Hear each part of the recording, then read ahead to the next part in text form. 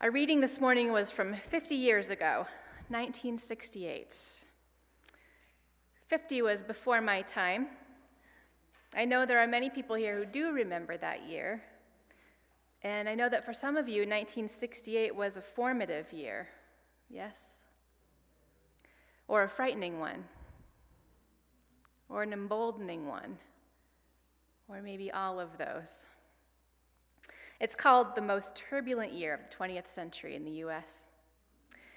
In this sesquicentennial anniversary, this 50th year, there have already been many articles written about how important 68 was. Last year, some people were drawing comparisons between 1968 and 2017, although I think that at the end of the day, everyone would agree that while 2017 was turbulent, it was no 68. Yeah. We marveled at the pace of the news cycle last year. There's still so much happening, it's hard to follow any one piece of news with very much depth. Remember last fall, white nationalist rallies, Hurricanes Harvey, Irma, and Maria, desperation in Puerto Rico, the president calling Puerto Ricans lazy, threats exchanged with North Korea, the Mueller investigation, Me Too, Stormy Daniels, tax reform, the Las Vegas massacre, Roy Moore. Remember Roy Moore? That seems like a long time ago. It was only 3 months ago. In 1968, the pace was like that, but the stories. On January 24th, 1968, North Korea seized a U.S. surveillance ship, and Congress called it an act of war. On February 8th, students from South Carolina State were protesting segregation at the town bowling alley when police opened fire on them. 3 protesters died, 27 were wounded. The police were all acquitted of charges of excessive use of force, but one protest organizer was convicted of inciting to riot and served 7 months in prison. That person was pardoned 25 years later.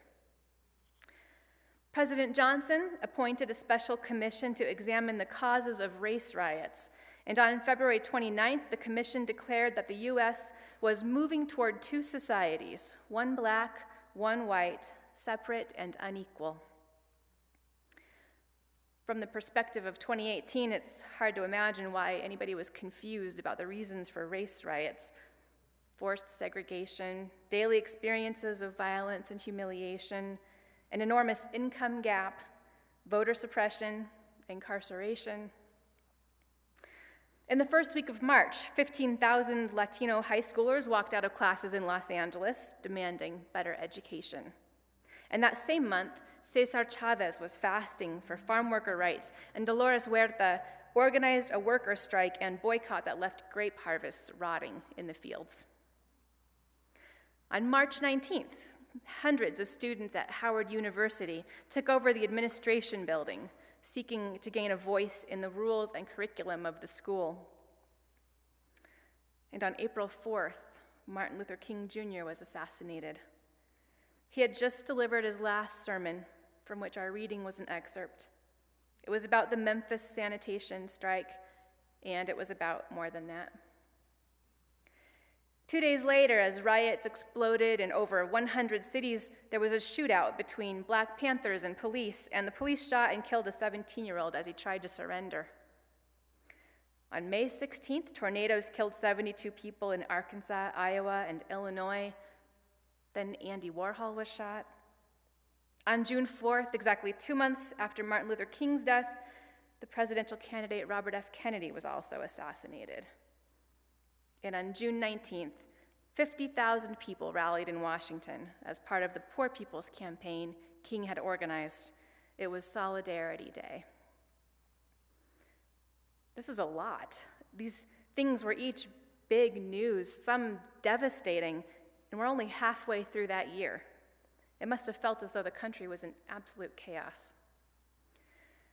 July 23rd, another shootout between Black militants and police, this time in Cleveland. Each side would suffer 3 casualties, plus a bystander was killed. That was followed by 5 days of riots.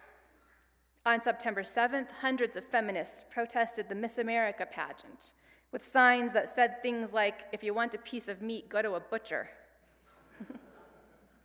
They did not burn any bras, as the legend says, but they did jumpstart the second wave of feminism. On October 16th, 2 Black Americans who won the Olympic gold and bronze medals raised their hands in a Black Power salute during the anthem to protest racism back home, and they were stripped of those medals. In November, Richard Nixon won the presidency on a law and order campaign. This all would have been enough to make it feel like the country was coming apart, but meanwhile, that whole year, the US was engaged in a foreign war, too. 1968 was the deadliest year of the Vietnam War for America and its allies. 16,592 American soldiers and 28,000 South Vietnamese soldiers were killed that year. An astonishing number. Small compared to the 200,000 North Vietnamese deaths. The week of February 11th, 50 years and 1 month ago, 543 Americans were killed in action, 543 in just 7 days. Every night there was footage of wounded and dying American soldiers on TV, the sons, husbands, and brothers. The war's appetite for America's sons and brothers was voracious, the draft terrifying. As the year began, the war was already losing support at home. On January 15th, 5,000 women marched on Washington in protest. The government had been framing the war effort as nearly won, basically a sure victory. But then on January 30th, the Tet Offensive occurred. That day, a truce had been called to allow both sides to celebrate Tet, the Lunar New Year. And tens of thousands of North Vietnamese soldiers suddenly flooded into cities and military bases all over South Vietnam, including Saigon, where the US Embassy was, catching the US and its allies completely off guard. At the end of the day, the US and South Vietnamese prevailed, but the government's story about the war did not. On February 7th, the US military bombed a whole village, causing lots of civilian casualties in order to redirect enemy forces in the area. When one US officer told the Associated Press, quote, "It became necessary to destroy the town in order to save it," that line became a catchphrase in the anti-war movement. In 1968, most people got their news from the same sources, newspapers and nightly news broadcasts on TV. Can you imagine a television journalist nowadays being called the most trusted man in America? But of course, that's what Walter Cronkite was called in the 60s. So his editorial about the war, delivered on air in late February after he had traveled personally to Vietnam, had a huge impact. Cronkite said the US did not seem to be winning in Vietnam, and he suggested that the best course of action might be to negotiate not as victors, but as honorable people who had lived up to their pledge to defend democracy and did the best they could. A couple of weeks later, on March 16th, US soldiers conducted a raid on 2 South Vietnamese villages, attacking and killing hundreds of unarmed civilians, including women and children, in what would come to be known as the My Lai Massacre.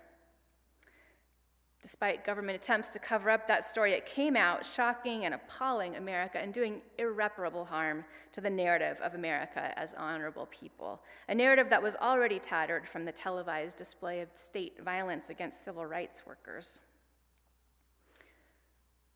On April 3rd, 1,000 men rejected the draft, returning their draft cards to the government. That same month, Columbia University students took over several buildings and they held a dean hostage, demanding that the school cut its ties to military research. 1,000 police officers responded, arresting 700 people.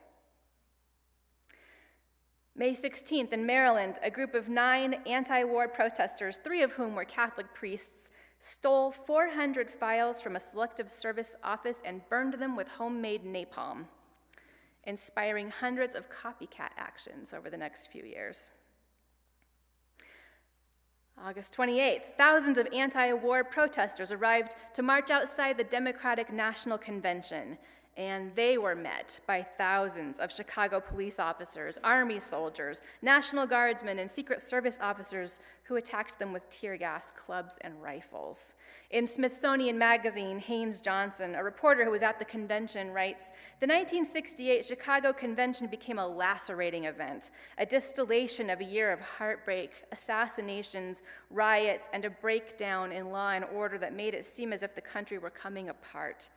In its psychic impact and its long-term political consequences, it eclipsed any other such convention in American history, destroying faith in politicians, in the political system, in the country, and in its institutions." And on that year went, and that's just the big stuff. It wasn't all protests and violence that year, though. The comedy show Laugh In debuted. President Johnson signed the Fair Housing Act, and later a nuclear non-proliferation treaty that is still actively helping to prevent the spread of nuclear weapons. The US and North Vietnam began peace talks, and the first Special Olympics was held in 1968. The Beatles released Hey Jude. James Brown released Say It Loud, I'm Black and I'm Proud. And Simon and Garfunkel released Mrs. Robinson, which was originally Mrs. Roosevelt. Did you know that? And Elvis made a comeback, hey. The practice of meditation, as I said earlier, was introduced to the US mainstream for the first time. In 1968, this congregation was in its 19th year. We're going to be 70 next year. 94 people signed the membership book that year, including Shirley Hull. Dan Lilly led a memorial service for her in the fall. This mural had been installed in the old sanctuary just a few years earlier, a humble acknowledgement of Unitarian Universalism's place among the other world religions. And then, in 1968, astronauts sent back the photo known as Earthrise. I'll bet most of you can picture it in your mind's eye. A stunning sphere of blue and white rising behind the dry gray rock of the moon's surface, an oasis in a dark, starry space. We had never seen ourselves like that before. So, what a story 1968 was. From bowling balls in that little Orangeburg bowling alley to Earthrise, leaders, prophets, and martyrs, war, oppressed people demanding their freedom and insisting on it, seizing it, great crowds and the singing of hymns that would be handed down across generations. Ain't gonna let nobody turn me around. Hopes raised and dashed and raised again and again. What a story. I think 1968 is a sacred story, a sacred text of a year. It's like a text from the Hebrew Bible, like an Old Testament story of the modern era. Sacred texts are usually received as stories. There are a few we've received that read more like law books or commentary. But the ones we remember best, the ones that teach us the most, are really the stories. Sacred texts don't start out in gilded scripture books. They start out being told, just among the people. Martin Luther King Jr. said that only when it's darkest can you see the stars. Often what we inherit in sacred texts is stories of darkness and light, especially, most powerfully, the darkness and light within us. Like any good sacred text, 1968 reveals a lot about who we humans are. We're courageous, visionary, capable of evil. We are each other's keepers, and we forget it. We are memory keepers. I think it is right to compare what's happening now with what happened in 1968, but the point is not to find out whether what's happening now pales in comparison or whether it's equal or worse. It's to see that what's happening now is important. Just like with a sacred text, we should read it looking for lenses through which to interpret today. I chose the excerpt from Martin Luther King Jr.'s last sermon as our reading because I appreciate the way he not only spoke to the events of that year, but he also located them in the larger arc of human history. In the age of selfies and receiving ads and news tailored toward us, and in a time when fewer people believe in that almighty King spoke of, it is easy to forget that our lives are part of something much bigger. So much of what's happening today builds on 1968 and the years around it. Just like the scriptures often remind people of where they stand by reminding them of who came before them. Looking at 1968 like a sacred text, we see where we've come from. We see people who were afraid but acted courageously. We see war and the cry for an end to it. We see destructive anger and redemptive anger. We see oppression and powerful resistance. At the Democratic Convention, protesters shouted at the out-of-control police, saying, "The world is watching." And it was the world of that time and this future world. And the world is watching right now, too, the present world and the future world.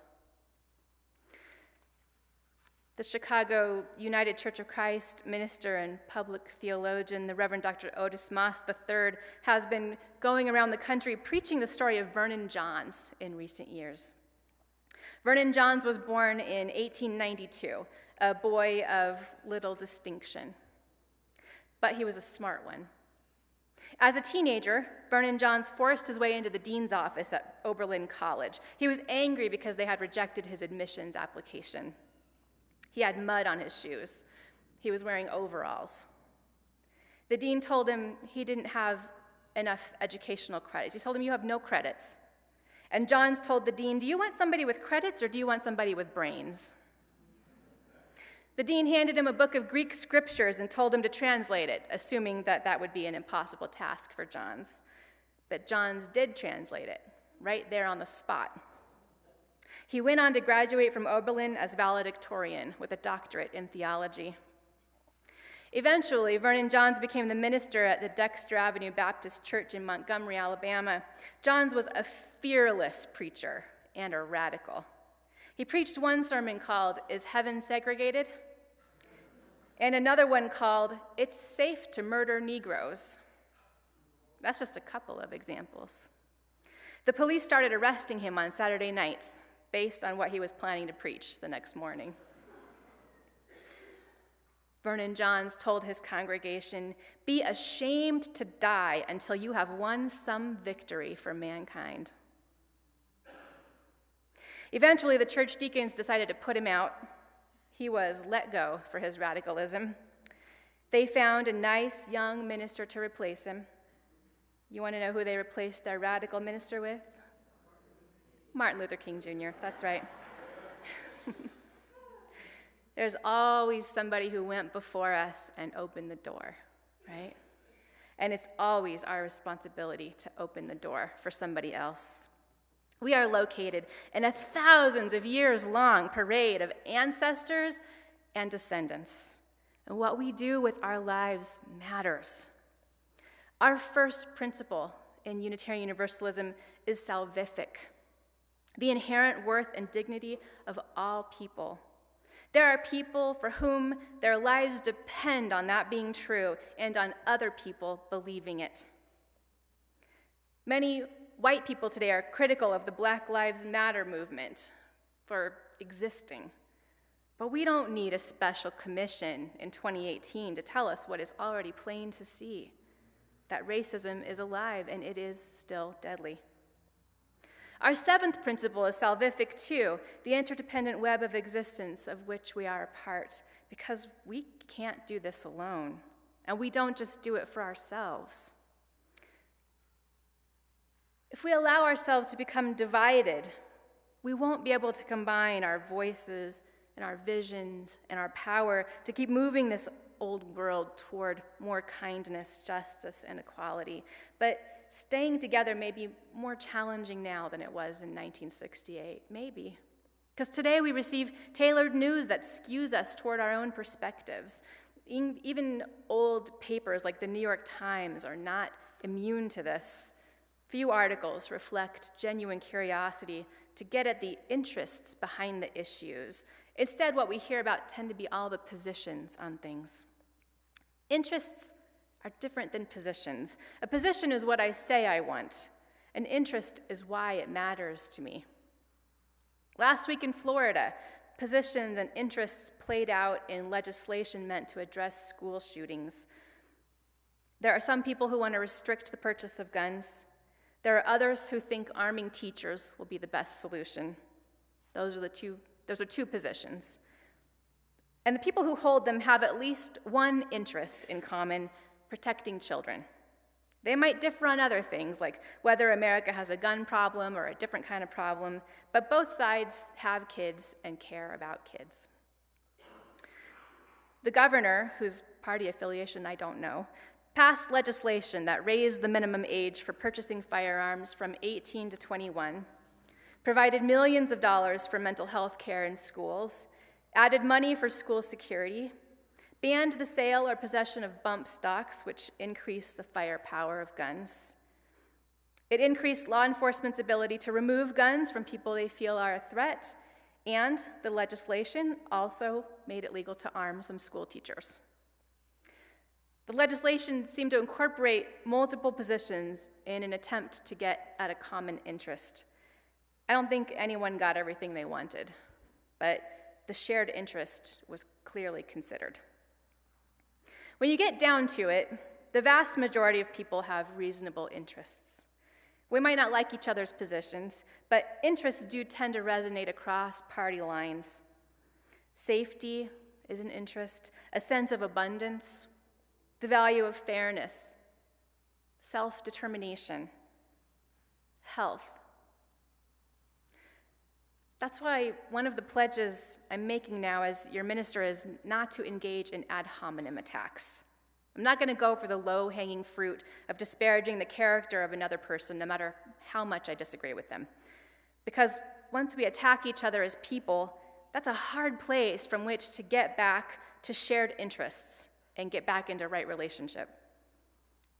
I hope to forge collaborative relationships with people with whom I disagree, and I hope to contribute to relationship building between sides that seem hopelessly polarized. This does not mean that I am neutral on things. No. This is the pulpit. We preach in here, right? If something immoral is happening, I will talk about that thing. I have promised to preach the truth in love as best I understand it, and I will do that. But I'm going to do it remembering the end goals of peace, diversity, and beloved community. I know that for many of us, this feels like a scary, scary time in history.